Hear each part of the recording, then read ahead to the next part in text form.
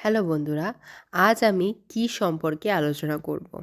হ্যাঁ, কি এখানে কোথায় আমরা কয় হ্রস্বই কি ব্যবহার করব আর কোথায় কয়ে দীর্ঘই কি ব্যবহার করব সেই নিয়ে আলোচনা করব।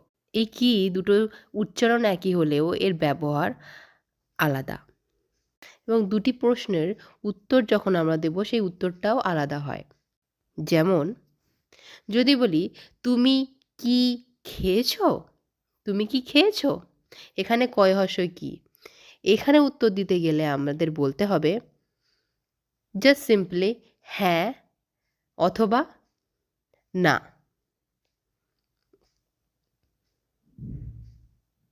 কিন্তু একইভাবে যদি আমি বলি, "তুমি কি খেয়েছো?"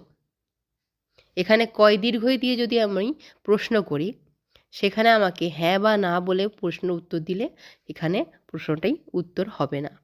আমাকে বলতে হবে হ্যাঁ, আমি ভাত খেয়েছি, অথবা বলতে পারি যে আমি চা নাস্তা করেছি, অথবা যে যা খেয়েছে সেটা আপনারা বলতে পারেন। তো সুতরাং আমরা বুঝতে পারলাম যে কয় হর্সই কি আমরা তখন তখনই ব্যবহার করব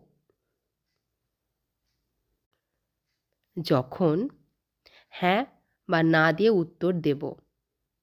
অন্যদিকে কয়ে দীর্ঘই কি আমরা তখন ব্যবহার করব যখন কোনো বাক্যের সাহায্যে উত্তর দেব। যদি ভিডিওটি ভালো লেগে থাকে, do like, share and subscribe recalls world.